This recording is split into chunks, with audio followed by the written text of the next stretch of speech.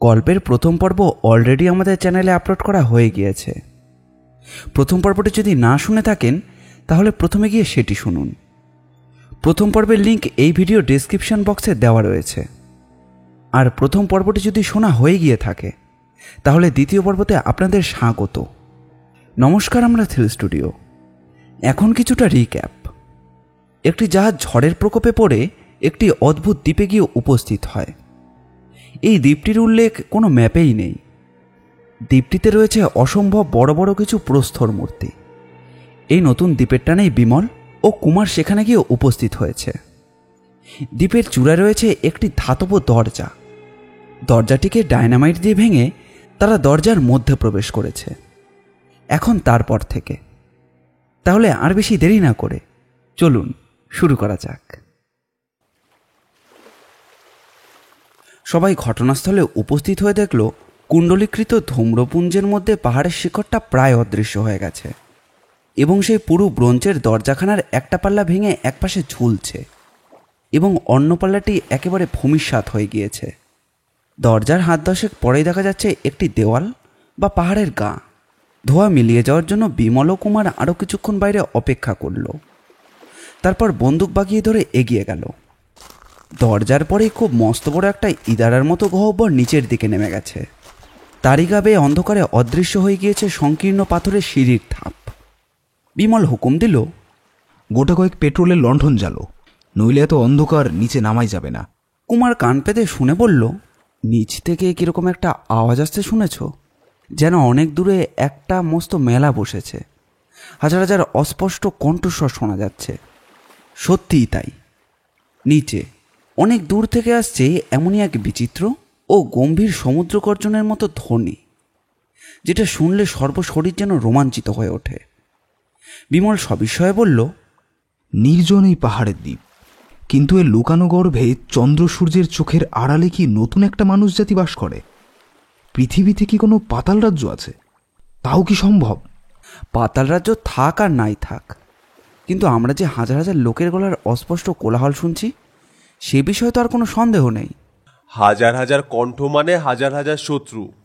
তারা নিশ্চয়ই ডায়নামাইটের দরজা ভাঙার শব্দ শুনতে পেয়েছে, তাই চেঁচাতে চেঁচাতে ছুটে আসছে আমাদের টিপে মেরে ফেলবার জন্য।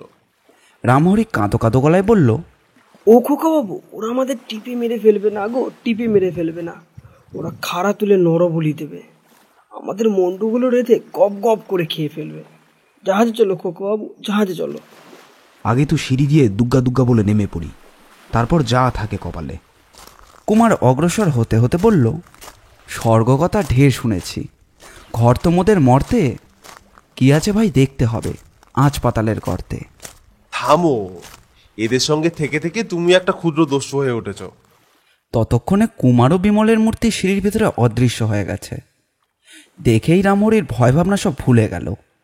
উদ্বিগ্ন স্বরে বলে উঠল, হ্যাঁ, খোকাবু নেমে গেছে, আর কি আমরা জাহাজে যেতে পারি? তাহলে খোকাবুকে দেখবে কে? বলেই সেও সিঁড়ির দিকে ছুটল তীরবেগে। বিনয়বাবু ফিরে সেপাইদের আসবার জন্য ইঙ্গিত করে সিঁড়ি দিয়ে নামতে লাগলেন। পাহাড়ের গা কেটে এই সিঁড়িগুলো তৈরি করা হয়েছে। প্রত্যেকটি ধাপের মাপ উচ্চতায় প্রায় 1 হাত, চওড়ায় আধ হাত আর লম্বায় কিছুটা 1.5 হাত। এ সিঁড়ি দিয়ে পাশাপাশি দুজন লোক নামতে গেলে কষ্ট হয়। বিশেষ করে সিঁড়ির কোনো রেলিং নেই। একদিকে একটা ঘুটঘুটে কালো জীবন্ত অন্ধকার শিকার ধরবার জন্য যেন হাঁ করে আছে। একটিবার পা ফসকালেই যে কোথায় গিয়ে পড়বে সেটা হয়তো কেউই জানে না। বিনয়বাবু বললেন, সকলে একে একে দেওয়াল ঘেঁষে নামো। এ হচ্ছে একেবারে সেকেলে সিঁড়ি, একে সিঁড়ি না বলে মই বলাই ভালো। ততক্ষণে কুমার ও বিমল গুনে গুনে প্রায় 50টা ধাপ পার হয়ে এমন একটা জায়গায় গিয়ে দাঁড়ালো যে অসম্ভব বিস্ময়ে তাদের চোখের মুখের ভাব যেন পাল্টে গেল। এরকম কোনো দৃশ্য দেখবার জন্য তারা মোটেই প্রস্তুত ছিল না। পৃথিবীতে আর কোথাও এরকম দৃশ্য এই যুগে কেউ কখনো দেখেও নি। মাইলব্যাপী একটা উনুনের মতো জায়গা কেউ কি কখনো কল্পনা করতে পারেন? এমনই একটা উনুনের মতো জায়গার সম্মুখে গিয়ে বিমল ও কুমার যেন হতভম্বের মতো ফ্যালফ্যাল করে তাকিয়ে থাকলো।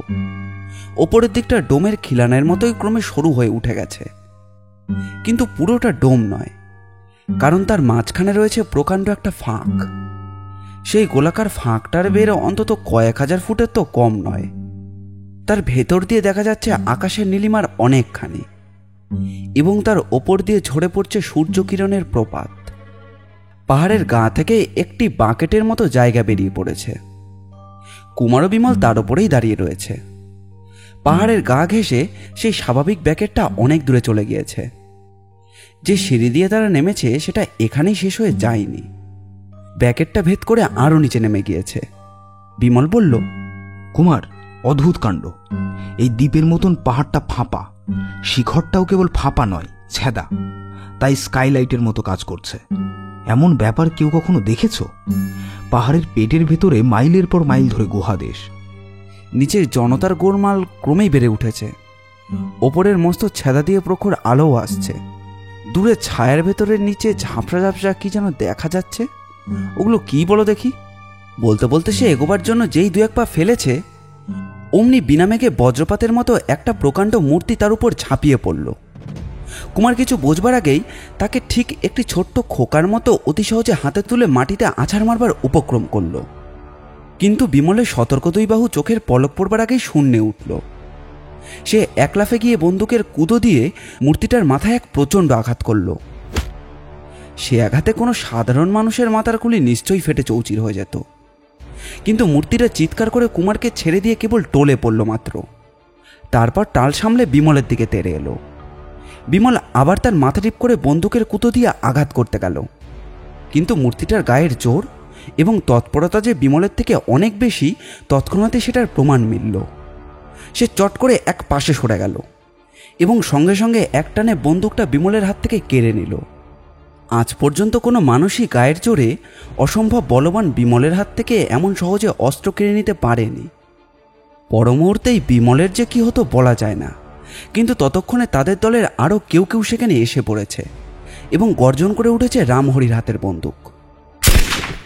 বিকট একটা আর্তনাদ করে মূর্তিটা মাটিতে পড়ে গেল, আর উঠল না। কুমার তখন মাটির ওপর দুই হাত দিয়ে বসে অত্যন্ত হাঁপাচ্ছে। বিমল তার কাছে দৌড়ে গিয়ে জিজ্ঞাসা করল, ভাই, তোমার কি খুব লেগেছে? লেগেছে, কিন্তু চমকে গেছি বেজায়। ও যেন আকাশ পুড়ে আমার মাথার উপর লাফিয়ে পড়ল। আকাশ ফুঁড়ে নয় বন্ধু, ওই দেখো, সিঁড়ির এপাশেই একটা গুহা রয়েছে। ওটা নিশ্চয়ই ওখানে লুকিয়েছিল। কি ভয়ানক চেহারা আর কি ভয়ানক গায়ের জোর ওর। ওকে মানুষের মতো দেখতে, কিন্তু ও কি মানুষ? এখনও ওকে ভালো করে দেখবার সময় পাইনি। এসো, এইবারে ওর চেহারাটা পরীক্ষা করা যাক। তারা যখন ভূপতিত মৃত শত্রুর কাছে গিয়ে দাঁড়ালো, তখন বিনয়বাবু হাঁটু গেড়ে মূর্তিটার পাশে বসে তার মাথাটি লক্ষ্য করে তীক্ষ্ণ দৃষ্টিতে তাকিয়ে রয়েছেন। মূর্তিটা লম্বায় 6 ফুটের কম হবে না। দেখতে সে সাধারণ মানুষের মতন, আবার সাধারণ মানুষের মতো নয়ও, কারণ তার সমস্ত অঙ্গ প্রত্যঙ্গ সাধারণ মানুষের থেকে অনেক বড় আর অধিকতর পেশিবদ্ধ। গায়ের রং ফর্সাও নয়, আবার কালোও নয়, এবং সর্বাঙ্গে বড় বড় চুল। তার মুখ মাঙ্গোলিয়ান না হলেও খানিকটা সেই রকম বলেই মনে হয়। আবার তার মধ্যে আমেরিকানের রেড ইন্ডিয়ান মুখের আদলও পাওয়া যায়। সারা মুখে পশুত্বের বিশ্রী ভাব মাখানো। মুখে দাড়িগোফ নেই, মাথায় দীর্ঘ কেশ, গায়ে উল্কি, আর পরনে কেবল একটা চামড়ার জাঙ্গিয়া। বিমল বলল, কুমার, এ নিশ্চয়ই মানুষ, তবু একে মানুষের স্বগোত্র বলে তো মনে হচ্ছে না। এর দেহ আর মানুষের দেহের মাঝখানে কোথায় যেন একটা বড় ফাঁক আছে। বিনয়বাবু উচ্ছ্বাসিত স্বরে বললেন, হ্যাঁ, এ মানুষ, পৃথিবীর প্রথম সত্যিকার মানুষ। পৃথিবীর প্রথম সত্যিকার মানুষ? তার অর্থ? তার অর্থ অ্যানথ্রোপোলজি জানা থাকলে আমার কথার অর্থ বুঝতে তোমাদের কোনো কষ্টই হতো না। প্রথম সত্যিকার মানুষের নাম কি জানো? ক্রো ম্যাগনান। আফ্রিকার উত্তর পশ্চিম অংশ থেকে আন্দাজ 20-25 হাজার বছর আগে ক্রো ম্যাগনান মানুষেরা ইউরোপে গিয়ে হাজির হয়েছিল। আমাদের সামনে মরে পড়ে আছে সেই জাতের একটি মানুষ। একে আমি খুব ভালো করেই পরীক্ষা করেছি, আমার মনে আর কোনো সন্দেহ নেই। বিনয়বাবু, আপনার কথা যতই শুনছি ততই আমার বিস্ময় আরও বেড়েই চলেছে। আমরা তো আপনার মতো পণ্ডিত বৈজ্ঞানিক নই, আমাদের আরেকটু বুঝিয়ে বলতে হবে। আচ্ছা, তাই বলছি। আগে ইউরোপে সত্যিকার মানুষ আসবার আগে শেষ যে জাতের মানুষ বাস করত তার নাম হচ্ছে নিয়ানডেরটাল মানুষ। তাদের চেহারা বানরের মতো না হলেও তাদের দেখলে গরিলার মূর্তি মনে পড়ে। তাদের স্বভাবও ছিল বন মানুষের মতো, চলাফেরার ভঙ্গিও ছিল বন মানুষের মতো। সেই ভীষণ বন্য হিংস্র প্রকৃতির মানুষের সঙ্গে আমাদের কিছুই মেলে না। তাদের সভ্যতা বলতে কিছুই ছিল না। ইউরোপে তারা রাজত্ব করেছিল 2 লক্ষ বছর ধরে। তারপর ইউরোপে সত্যিকারের মানুষের আবির্ভাব হয়। ক্রো-ম্যাগনান মানুষ হচ্ছে সত্যকার মানুষের একটি জাত। ক্রো-ম্যাগনান মানুষদের গড়ন ছিল মোটামুটি আমাদেরই মতো। তারা সব উন্নত, তাই নিয়ানডারটাল মানুষদের সঙ্গে মেলামেশা না করে ইউরোপ থেকে তারা তাদের বিতাড়িত বা লুপ্ত করে। মনুষ্যচিত অনেক গুণই যে তাদের ছিল তার যথেষ্ট প্রমাণও পাওয়া যায়। তারা জামা কাপড় পরত, ঘোড়া পোষ মানিয়ে তার পিঠে চড়তে জানত, মৃতদেহকে সম্মানের সঙ্গে গৌরব দিত, বড়শি গেঁথে মাছ ধরত, ছুরি, ছুঁচ, প্রদীপ, বর্ষা, তীর ধনুকের প্রভৃতি ব্যবহারও করত। ক্রমশ যে তারা খুব সভ্য হয়ে উঠেছিল সেটা অনুমানও করা যায়, কারণ ফ্রান্স ও স্পেনের একাধিক গুহার দেওয়ালে দেওয়ালে তারা অসংখ্য জীবজন্তুর যেসব চিত্র এঁকেছিল তা এখনো বর্তমান আছে। এখনকার সর্বশ্রেষ্ঠ চিত্রকররাও তাদের চেয়ে ভালো ছবি আঁকতে পারেন না। সেসব ছবির লাইন যেমন সূক্ষ্ম তেমনি জোরালো। তাদের মূর্তি শিল্পের অর্থাৎ ভাস্কর্যেরও কিছু কিছু নমুনা পাওয়া যায়। যাদের আর্ট এমন উন্নত, তাদের স্বভাবও যে নিয়ানডারটাল যুগের তুলনায় অনেকটাই উন্নত ছিল এমন কল্পনা করলেও দোষ হবে না। পরে উত্তর এশিয়া থেকে আর্য জাতির কোনো দল যায় ভারতে, কোনো দল যায় পারস্যে এবং কোনো দল যাত্রা করে ইউরোপে। আর্যরা ভারতের অনার্যদের দাক্ষিণাত্যের দিকে তাড়িয়ে দেন। ইউরোপীয় আর্য জাতির দ্বারা ক্রো-ম্যাগনান প্রভৃতি ইউরোপীয় অনার্য বা আদিম জাতিরাও বিতাড়িত হয়। হয়তো নানা স্থানে ভারতের মতো ইউরোপে আর্যদের সঙ্গে অনার্যের মিলন হয়েছিল। ভারতের অনার্যরা যে অসভ্য ছিল না, দ্রাবিড়ীয় সভ্যতাই তার প্রমাণ। সুতরাং ইউরোপের আদিম অধিবাসী ক্রো-ম্যাগনানরাও খুব সম্ভব অসভ্য ছিল না, তাই তারা ওখানকার আর্যদের সঙ্গে হয়তো অল্প বিস্তর মিশে যেতে পেরেছিল। মোট কথা, ইউরোপে ক্রো-ম্যাগনান লক্ষণ বিশিষ্ট মানুষ আজও এখনো দেখা যায়, যদিও সেখানে ক্রো-ম্যাগনান মানুষের জাত লুপ্ত হয়েছে।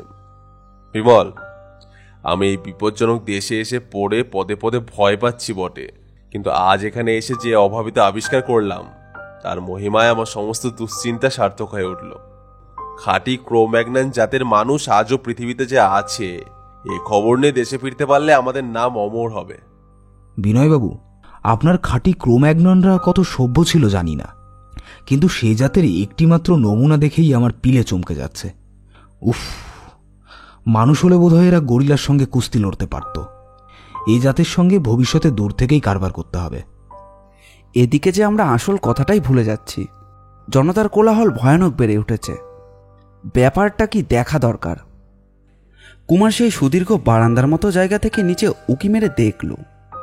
পর মুহূর্তেই অভিভূত স্বরে চিৎকার করে বলল, আশ্চর্য, আশ্চর্য, এ কি ব্যাপার? বিমল তাড়াতাড়ি সেখানে গিয়ে দাঁড়ালো। নিচের দৃশ্য দেখে ওদের চক্ষু যেন স্থির হয়ে গেল। এবার তাদের চোখের দৃশ্যপটে যেটা ফুটে উঠল সেটা আগের থেকেও বিস্ময় ও কল্পনাতীত। সেই দৃশ্য সম্পূর্ণরূপে বর্ণনা করতে গেলে পৃথিবীর কোনো ভাষাই কুলোবে না। ওপর থেকে সমস্ত দৃশ্যটাকে দেখে মনে হচ্ছিল ঠিক যেন একটা রিলিফ ম্যাপের মতো। শিখরের সেই বিরাট ফাঁকের ভেতর দিয়ে তখনও দুপুরের পরিপূর্ণ সূর্যকে দেখা যাচ্ছিল। প্রথমেই দৃষ্টি আকর্ষণ করল একটি সরোবর। তাকে সাগরের একটা ছোটোখাটো সংস্করণও বলা চলে। সরোবরটি দেখলেই প্রশ্ন জাগে যে এরকম অদ্ভুত স্থানে কি করে এরকম অসম্ভব জলাশয় সৃষ্টি হয়েছে। এর মধ্যে যে শিল্পী দক্ষ মানুষের হাত রয়েছে সে বিষয়ে কোনো সন্দেহ নেই, কিন্তু ওখানে জল সরবরাহ হয় কোন উপায়ে? তার তলদেশে কি কোনো গুপ্ত উৎস আছে? এই সরোবরটাই বোধহয় এখানকার সমস্ত জলাভাব নিবারণ করে, কারণ চারিদিকে দূর দূরান্ত পর্যন্ত অনেক খাল চলে গেছে। প্রত্যেকটা খাইল মাইলখানেক লম্বা। খালের মাঝে মাঝে রয়েছে স্বর্ণবর্ণ সেতু, সোনার সাঁকো। শুনতে আজগুবি বলে মনে হয় বটে, কিন্তু এটা অতি সত্য কথা। তবে রং দেখে মনে হয় এ যেন খাদ মেশানো সোনার মতো। হয়তো এদেশে লোহা পাওয়া যায় না, কিংবা সোনার থেকে লোহা এখানে বেশি দুর্লভ। হয়তো এখানে এতই অতিরিক্ত পরিমাণে সোনা পাওয়া যায় যে আমাদের দেশে লোহার দরে বিক্রি হয়। সরোবরের চারিধারে রয়েছে শস্যক্ষেতের পর শস্যক্ষেত। কিছু কিছু বন জঙ্গলও আছে, তবে খুব একটা বেশি নয়। সূর্যের আলো না পেলে তো আর ফসল ফলে না। উন্মুক্ত শিখরের নিচে যেখানে রোদের আনাগোনা, সেখানেই ফসল উৎপাদন করা হয়। দূরে যেসব জায়গায় রোদ পৌঁছায় না, সেখানে রোদের অভাবে দেখা গেল গাছপালা বা শ্যামলতার চিহ্ন পর্যন্ত নেই। সেখানে রয়েছে বাড়ি, কোথাও দোতলা, কোথাও তেতলা বা কোথাও চারতলা। তাদের গড়নও অদ্ভুত। পৃথিবীর কোনো দেশেরই স্থাপত্যের সঙ্গে এটা মেলে না। অনেক সুদীর্ঘ ও প্রশস্ত রাজপথও দেখা যাচ্ছে, পরিষ্কার পরিচ্ছন্ন রাজপথ। প্রত্যেকটি দূর থেকে সরলভাবে সরোবরে এসে পড়েছে। প্রত্যেক রাজপথে বিষম জনতা। দলে দলে লোক অত্যন্ত উত্তেজিত হয়ে চিৎকার ও ছুটোছুটি করছে। স্ত্রী, পুরুষ, বালক, বালিকা। প্রত্যেক পুরুষের হাতেই বর্ষা ও ঢাল এবং পৃষ্ঠে সংলগ্ন ধনুক। সরোবরের পূর্বে ও পশ্চিমে কেবল দুটো অট্টালিকা আছে। দুটো অট্টালিকারই উপরে রয়েছে বিশাল ও অপূর্ব গম্বুজ। দেখলেই বোঝা যায় যে একটি সোনার আর অন্যটি রূপোর। প্রত্যেক অট্টালিকার উচ্চতা 100 ফুটের কম হবে না।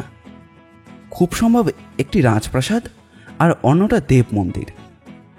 অবাক হয়ে এইসব দৃশ্য দেখতে দেখতে বিমলের মনে হলো যে তারা যেন পৃথিবী ছেড়ে কোনো অলৌকিক স্বপ্নালোকে গিয়ে পড়েছে। সেখানে সমস্তই অভাবিত আর অভিনব। সেখানে কিছুই বাস্তব নয়। কুমার আচ্ছন্ন স্বরে বলে উঠল, রূপকথায় এক দেশের কথা শুনেছি, সেখানে সোনার গাছে ফোটে হীরার ফুল। আমরা কি সেখানেই এসে পড়েছি? রামহরি কিছুমাত্র বিস্মিত হওয়ার সময় পায়নি। সে যতই অসম্ভব ব্যাপারটা দেখছে, ততই যেন সে ভীত হয়ে উঠছে। সে দুই চোখ পাকিয়ে বলল, এসব হচ্ছে মায়া, ডাইনি মায়া, ময়নামতির ভেলকি। রূপকথা যে দেশের কথা বলে, সেখানে বুঝি খালি সোনার গাছে হীরের ফুল ফোটে? সেখানে যেসব ভূত পেতনি, শাকচুন্নি, কন্ধকাটা, রাক্ষস কুক্ষসে থাকে, তাদের কথা ভুলে যাচ্ছ কেন? তাদের কথা ভুলে যায়নি রামহরি। এখনই তো তাদের একজনের পাল্লায় পড়েছিলাম। তুমি তো আমাদের বাঁচালে। আবার তাদের পাল্লায় পড়লে শিবের বাবাও তোমাকে বাঁচাতে পারবে না। বাঁচতে চাও তো এখনই পালিয়ে চলো। তোমারই শিবের বাবাটি কে রামহরি? নিশ্চয়ই তিনি যে সে ব্যক্তি নন। যদি তার নাম বলতে পারো, তাহলে এখনই সোনার দেশ ছেড়ে তোমার সঙ্গে লোহার জাহাজে চড়ে আমি বাড়িতে গিয়ে হাজির হব। এ ঠাট্টার কথা নয় গো বাপু। শাস্ত্রে বলেছে, সমুদ্রের তলায় আছে রাক্ষসদের সুবর্ণ লঙ্কা। আমরা নিশ্চয়ই সেখানে এসে পড়েছি। শ্রীরামচন্দ্র না হয় রাবণ আর কুম্ভকর্ণকেই বধ করেছেন।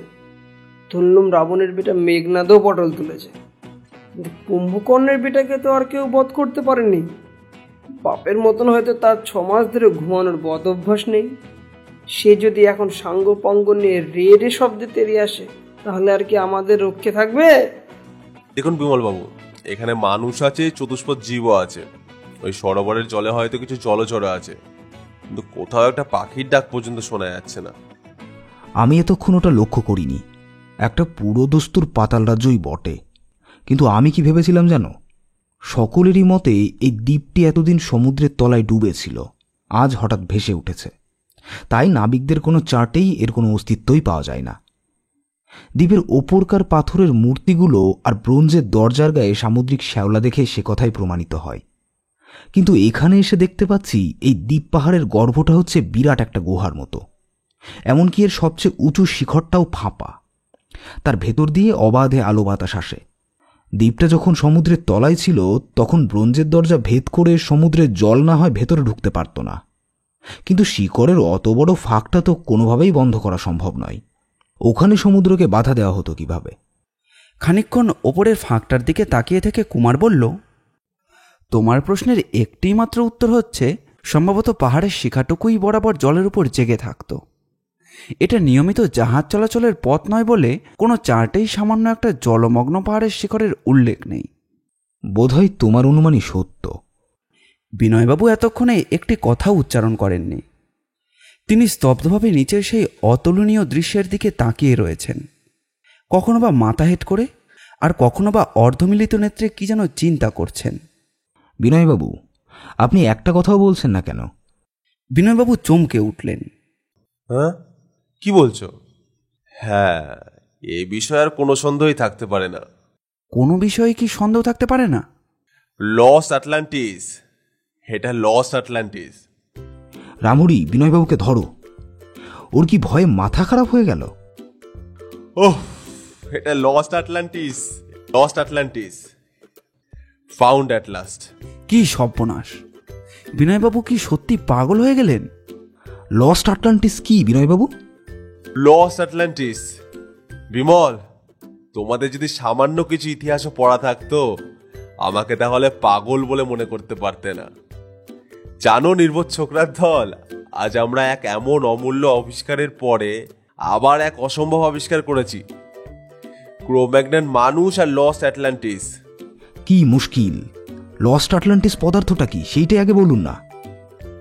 লস্ট আটলান্টিস মানে আটলান্টিস নামে একটি হারিয়ে যাওয়া মহাদেশ।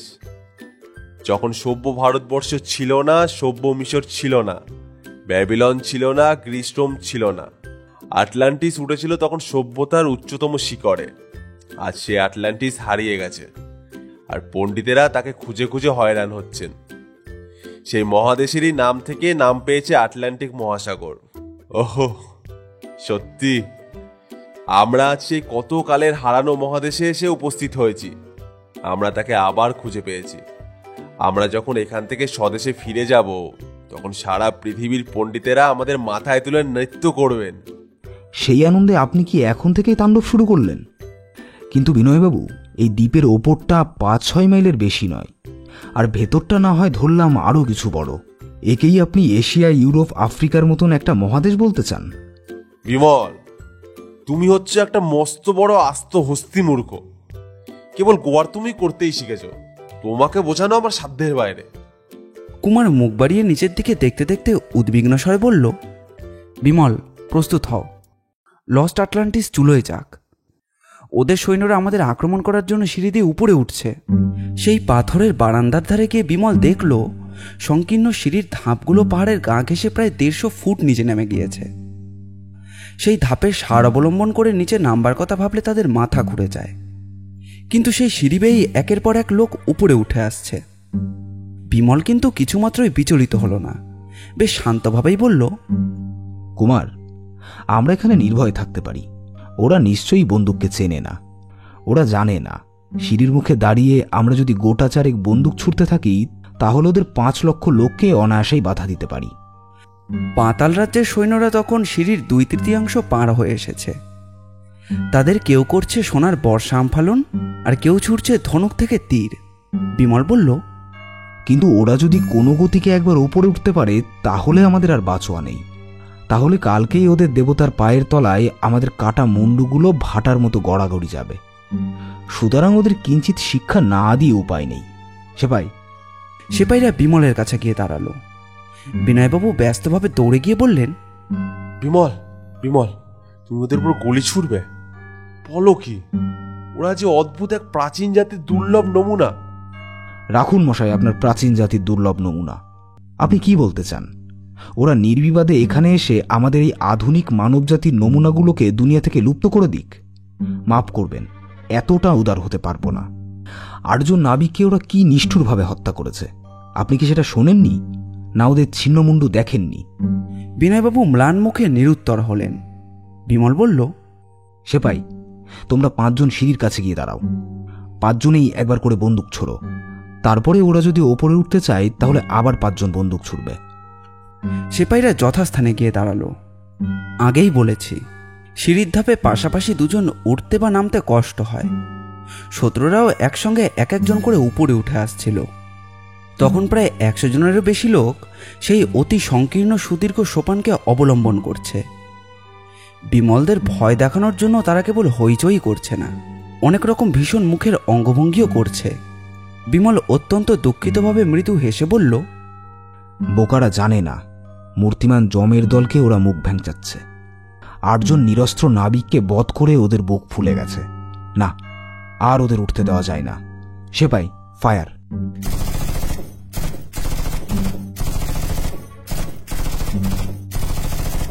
একসঙ্গে 5-5টা বন্দুক ভীষণ ধমক দিয়ে উঠল। পরমুহূর্তেই যা ঘটল তা অত্যন্ত ভয়াবহ।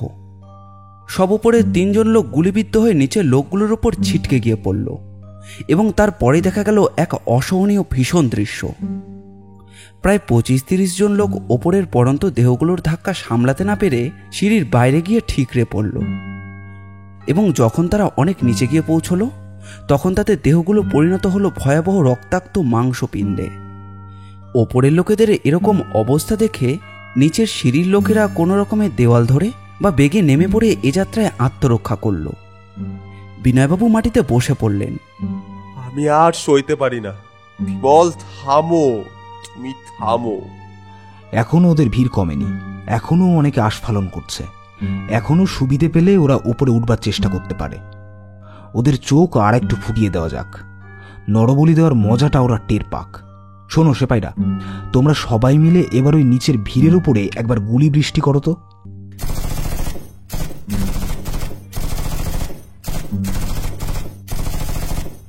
আবারও দেখা গেল সেই অভাবনীয় দৃশ্য।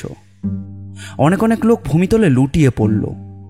বিমল বলল, ব্যাস, বন্দুক কি চিজ এবার ওরা বুঝে নিয়েছে। সিঁড়ির ওপরে বোধহয় কেউ পা ফেলতে ভরসা করবে না। এ তো যুদ্ধ নয়, এ যে হত্যা।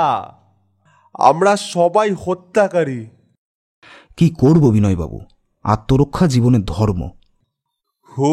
আত্মরক্ষাই বটে, চমৎকার আত্মরক্ষা। আমরা হচ্ছি লোভী দস্যু। ওরা কি আমাদের দেশ আক্রমণ করেছে? আমরাই তো পৃথিবীর অন্য প্রান্ত থেকে ছুটে এসেছি ওদের সোনার দেশ লুট করতে, একটা প্রাচীন জাতিকে ধ্বংস করতে। ছি ছি, ঘৃণায় অনুতাপে আমার আত্মহত্যা করতে ইচ্ছা হচ্ছে। ঠিক আমাদের। তখন বিমলের খেয়াল হলো, সত্যিই তো পরের দেশে আক্রমণ করেছে তো তারা নিজেরাই।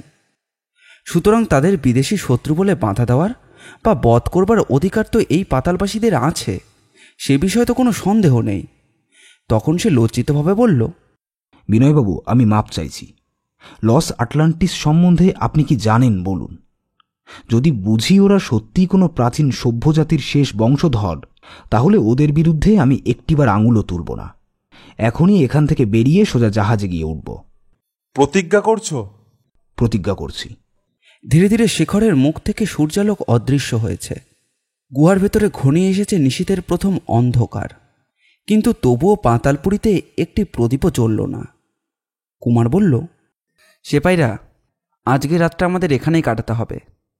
লণ্ঠনগুলো সব জেলে রেখো, আর সিঁড়ির ধাপের ওপর পালা করে 4 জন লোক বসে সকাল পর্যন্ত পাহারা দাও। খুব হুঁশিয়ার থেকো, নইলে কিন্তু সবাইকে মরতে হবে। বিমল বিনয়বাবুর সামনে বসে পড়ে বলল, এখন বলুন আপনার লস্ট আটলান্টিসের গল্প। শোনো, কিন্তু জেনো, এটা গল্প নয়, একেবারে নিছক ইতিহাস।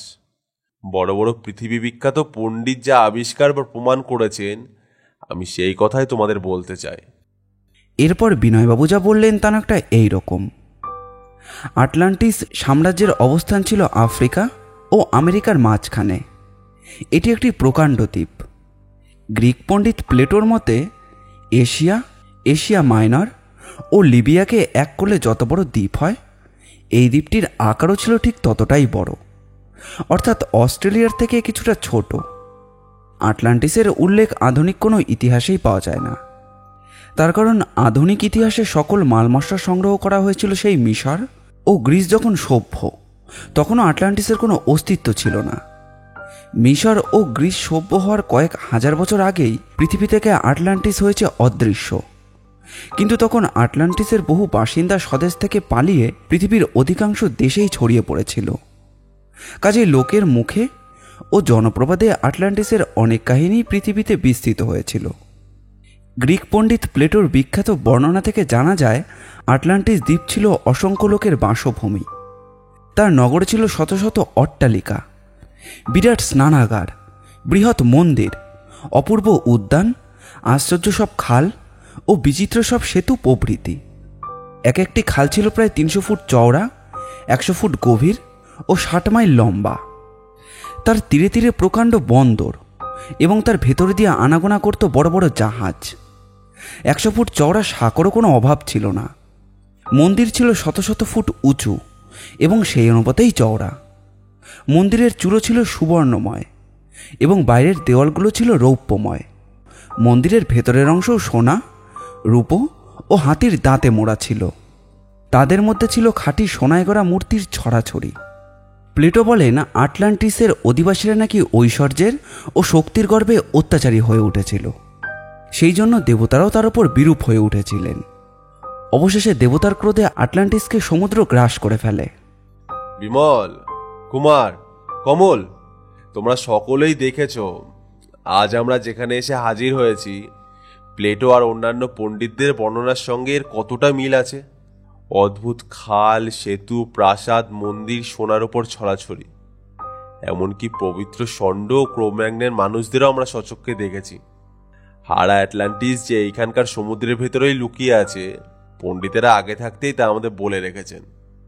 এখনো কি তোমাদের মনে কোনো সন্দেহ থাকতে পারে? বিনয়বাবু, আপনার কথাই ঠিক। এই প্রাচীন জাতির উপরে অত্যাচার করাটা মহাপাপ। আমরা যে ধারণাতীত অপূর্ব দৃশ্য দেখবার জন্য আর নতুন জ্ঞান লাভ করবার জন্য সৌভাগ্য পেলুম, সেইটুকুই আমাদের পক্ষে যথেষ্ট পুরস্কার। আমরা দোষী নই। কাল সকালেই আমরা এখান থেকে বিদায় নেব। আমার ইচ্ছে হচ্ছে এদের সঙ্গে আলাপ করে এখানকার ভিতরে যা কিছু জানবার জেনে নি, কিন্তু এই ইচ্ছে বোধহয় আর সফল হওয়া সম্ভব নয়। এরা আমাদের বন্ধুভাবে গ্রহণ করতে আর পারবে না। পরদিন সকালে উঠে বিমল দেখল তখনও পাতালপুরী রাজপথে জনমানবের দেখা নেই। সরোবরের দুধারে সোনা ও রূপার গম্বুজওয়ালা দুখানা অট্টালিকার প্রত্যেকটি দরজা ও জানলা বন্ধ। কোথাও কোনো একটা সৈনিকও বাইরে এসে দাঁড়ায়নি। যে অট্টালিকাকে তারা রাজবাড়ি বলে সন্দেহ করেছে, তার চারপাশে প্রায় 40 ফুট উঁচু দৃঢ় পাথরের পাঁচিল রয়েছে। পাঁচিলটা এতই মোটা যে অনায়াসেই পাশাপাশি দুজন লোক হেঁটে চলে যেতে পারে। পাঁচিলের মাঝে মাঝে একখানা করে ঘর, বোধহয় সেটা সৈনিকদের থাকবার জন্য। দুটো সিংহদ্বারও রয়েছে। সিংহদ্বারের পাল্লাও পুরো ব্রোঞ্জে তৈরি।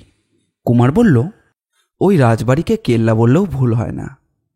যেখানে বাইরের শত্রুর ভয় নেই, সেখানে রাজবাড়িকে এমনভাবে সুরক্ষিত করা হয়েছে কেন? মানুষ তো কোথাও নিরীহ জীবনযাপন করে না। বাইরের শত্রু নেই বটে, কিন্তু জাতিবিরোধ, প্রজাবিদ্রোহ তো থাকতে পারে। রাজা তখন আশ্রয় নেন এই পাঁচিলের পেছনে। এমন সময় আচম্বিতে গুহার বাইরে থেকে কারা যেন হো হো করে হেসে উঠল। বিমল মুখ তুলতেই শুনল কে যেন ইংরেজিতে বলছে, আরে আরে আরে, বাঙালি বাবুরা যে দরজা ভেঙে আমাদের জন্য সাফ করে রেখে গেছে। এ যে গোমেজের গলার আওয়াজ। জুতো পরা ভারী ভারী পায়ের আওয়াজ ক্রমশই উচ্চতর হয়ে উঠছে। হঠাৎ কুমারের নজর পড়ল সিঁড়ির পাশের গুহাটার দিকে। কাল সেখান থেকে শত্রু বেরিয়ে এসে তাকে আক্রমণ করেছিল। সে তাড়াতাড়ি বলল, বিমল, মিথ্যে আর রক্তারক্তি কাণ্ড বাঁধিয়ে লাভ নেই। এসো, আমরা ওই গুহাটার মধ্যে ঢুকে পড়ি। মনে হচ্ছে ওখানে আমাদের সবার জায়গা হয়ে যাবে। বিমল মাথা নেড়ে সায় দিয়ে সিপাহীদের নিয়ে সেই গুহার ভেতরে ঢুকবার জন্য ইঙ্গিত করল। 8 মিনিটের মধ্যেই জায়গাটা একেবারে খালি হয়ে গেল। এমনকি চালাক বাঘা পর্যন্ত সেই ইঙ্গিতটুকু বুঝতে দেরি করল না। গুহার মুখে গা ঢাকা দিয়ে দাঁড়িয়ে বিমল কুমার শুনতে পেল কতকগুলো পায়ের শব্দ বারান্দার দিকে নেমে আসছে। তারপর চমৎকৃত কণ্ঠে একজন বলল, হে ভগবান, এ কি দেখছি? এটা হচ্ছে গোমেজের গলা। আর একজন বলল, মাথার উপরে আলোর ঝর্ণা, পাহাড়ের মাঝখানে অনন্ত গুহা, তার মধ্যে বিশাল স্বপ্ন শহর, সোনার গম্বুজ, রূপোর গম্বুজ, সোনার উপর সাঁকো। কোথাও জনপ্রাণী নেই, কারো সারাও নেই। আমরা কি রূপকথার সেই স্লিপিং বিউটির দেশে এসে পড়লুম? এখানেও কি কোনো রাজকন্যা 1 শতাব্দীর ঘুমে অচেতন হয়ে আমাদের জন্য সোনার খাটে শুয়ে আছে? এখন তোমার কবিত্ব রাখো গোমেজ। এই অস্বাভাবিক স্তব্ধতা আমার ঠিক ভালো ঠেকছে না। কি কি ভয়ানক! কি এটা? ভূত না মানুষ না জন্তু? হ্যাঁ, এই যে দেখছি একেবারে আড়ষ্ট হয়ে গেছে, বুকে বুলেটের দাগ। এসেই বাঙালি বাবুদের কাজ, কিন্তু তারা গেল কোথায়? আমি যে তাদের জ্যান্ত পুড়িয়ে মারতে চাই। দেখো দেখো, নিচেও কত মরা লোক পড়ে রয়েছে। দেখছি এখানে ছোটখাটো একটা লড়াই হয়ে গেছে, কিন্তু বাবুদের তো কোনো পাত্তাই নেই। আমাকে ফাঁকি দিয়ে তারা আগেই পটল তুলে ফেললো নাকি? না, বন্দুকের বিক্রম দেখিয়ে এখানকার লোকেদের তারা বশ করে ফেলেছে। চলো আমরা নিচে নেমে যাই। এই দেশ আমরা দখল করবই। যদি কেউ বাধা দেয় তাদেরকে জমালয়ে পাঠাবো। Hip hip hooray! সকলেই হিপ হিপ হুররে বলে চেঁচিয়ে উঠল। তারপরেই আবার নিচের সিঁড়িতে পায়ের শব্দ। বিমল উকি মেরে দেখে নিল তাদের দলেও 24-25 জন লোক আছে এবং সকলেরই হাতে বন্দুক। পায়ের শব্দগুলো যখন মিলিয়ে গেল, বিমল তখন অস্বস্তির নিঃশ্বাস ফেলে বলল, আর আমি ওদের কেয়ার করি না। ওরা যখন সিঁড়ি দিয়ে নিচে নেমে গেছে তখন তো ওদের আমাদের হাতের মুঠোর ভেতরেই পেয়ে গেছি। কাল আমরা সমুদ্রে এদেরই জাহাজ দেখেছিলাম। তাহলে বেশ বোঝা যাচ্ছে যে গোমেজ বিলাতি পুলিশের চোখে ধুলো দিতে পেরেছে। আরও একটা কথা বোঝা যাচ্ছে, গোমেজ অসাধারণ কাজের লোক। এর মধ্যেই সে নতুন দল বেঁধে জাহাজ জোগাড় করে আমাদের সঙ্গে সঙ্গেই এখানে এসে হাজির হয়েছে। গোমেজের বাহাদুরি আছে। বোধহয় ওদের জাহাজখানা আমাদের থেকে দ্রুতগামী। সম্ভব, কিন্তু তাহলেও গোমেজের বাহাদুরিটা কম নয়। এখন চলো বেরিয়ে যাওয়া যাক, নিচে আবার কি কাণ্ড বাঁধে। ওদের আর ভয় করবার দরকার নেই। সিঁড়ি দিয়ে নিচে নেমে ওরা নিজেদেরই মৃত্যু ফাঁদে পা দিয়েছে। কিন্তু বিমল, আর এখানে হানাহানি করে আমাদের লাভ কি? এই ফাঁকে মানে আমরা সরে পড়ি না কেন? সে কি বিনয়বাবু, এই দস্যুদের কবলে সমস্ত দেশটাকে সমর্পণ করে? গোমেজ কি জন্য এখানে এসেছে জানেন না? লুট করতে, হত্যা করতে, অত্যাচার করতে। আমরা বাধা দেব না, বলেন কি? ঠিক বলেছ, আমার মনে ছিল না। হ্যাঁ, ওদের থেকে এই দেশকে রক্ষা করাই চাই। সবাই ছুটে বাইরে এলো। বারান্দার ধারে গিয়ে হেঁট হয়ে দেখল গোমেজ আর তার দলবল সরোবরের দিকে অগ্রসর হচ্ছে। কিন্তু তখনও পাতালপুরি তেমনই নিস্তব্ধ, কোথাও একটা প্রাণীরও দেখা নেই। গোমেজ সদল বলে আগে রাজপ্রাসাদের দিকে গেল এবং ঠিক পরের মুহূর্তেই ভোবাজির মতো আবির্ভূত হলো সৈনিকের মূর্তি। বিমল প্রশংসা ভরে বলল, ধন্য ক্রোম্যাগনন মানুষরা, ধন্য। কুমার, এরা কতটা চালাক বুঝতে পারছো? এরা বন্দুকের ধর্ম ঠিক ধরে ফেলেছে। এরা এরই মধ্যে বুঝে নিয়েছে যে দূর থেকে বন্দুকধারীদের আক্রমণ করা আর আত্মহত্যা করা একই কথা। তাই এরা আমাদের ভুলিয়ে ফাঁদে ফেলবার জন্য আনাচে কানাচে নিঃশব্দে লুকিয়েছিল। ওরা ভয়ে কোথায় পালিয়েছে ভেবে আমরা যদি নিচে নামতাম তাহলে আমাদেরও ঠিক একই দশা হতো। দেখো বিমল, দেখো, গোমেজের ৮-১০ জন সঙ্গী একেবারে পপার ধরনী তলে। গোমেজেরা গুলি করে একদিকে পথ করে নিল। ওই দেখো, গোমেজেরা সোনার সেতুর উপরে গিয়ে উঠল। ওদের দলে এখনও মোটে ১১ জন লোক আছে। এদিকে তারা গুলি বৃষ্টি করতে শুরু করেছে। মুশকিলে পড়ল তখন পাতালবাসীরা।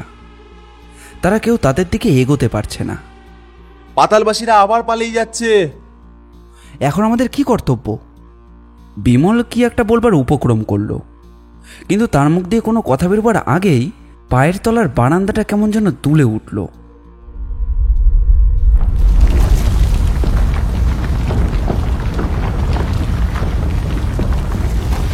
প্রত্যেকেই বিস্ময়ে নিজের দিকে তাকালো। সঙ্গে সঙ্গে আবার সেই অদ্ভুত তোল। ভয়ে সাদা মুখে বিনয়বাবু চেঁচিয়ে উঠে বললেন, ভূমিকম্প, ভূমিকম্প! এ অঞ্চলে সব দ্বীপ আগ্নেয় দ্বীপ। ভূমিকম্প হচ্ছে, পালাও! সকলেই পাগলের মতো সিঁড়ির দিকে ছুটল। পাহাড়ের তোলায় সকলেরই পা তখন টলমলিয়ে উঠেছে। কোনো রকমে তারা বাইরে বেরিয়ে এলো। বাইরে বেরিয়ে এসে দেখে যে সমুদ্রেও রুদ্রমূর্তি। বিনয়বাবু চিৎকার করলেন, সমুদ্রের জল বেড়ে উঠছে, শিগগিরই পাহাড় থেকে নেমে পড়ো। ঠিক যেন একটা উৎকট দুঃস্বপ্নের মধ্যে দিয়ে প্রায় বাহ্যজ্ঞান হারার মতো কোনো ক্রমে তারা জাহাজে এসে উঠল। দ্বীপের ওপর ভূমিকম্প তখন অনেকটা থেমে গেছে, কিন্তু দ্বিগুণ বেড়ে উঠেছে মহাসাগরের জল। বিমল হাঁপাতে হাঁপাতে বলল, দেখুন বিনয়বাবু, দেখুন, সমুদ্রের জল দ্বীপের প্রায় শিখরের কাছে উঠেছে। বিনয়বাবু বললেন, কত যুগে কতবার ওই দ্বীপের সঙ্গে সমুদ্রে যে এমনই ভয়ানক খেলা খেলেছে তা কে জানে। গোমেজের জাহাজ এখনও সেখানে ছোটাছুটি করছে, কিন্তু গোমেজ তার দলবল নিয়ে আর ফিরে আসবে না। হঠাৎ দূর থেকে ভেসে এলো এক আকাশ ফাটানো হাহাকার, যেন হাজার হাজার ভয়ার্ত কণ্ঠ একসঙ্গে কেঁদে উঠল। ও আবার কাদের কান্না? শব্দটা যেন দ্বীপের দিক থেকেই আসছে। বিনয়বাবুর মুখ যেন বিবর্ণ হয়ে গেল।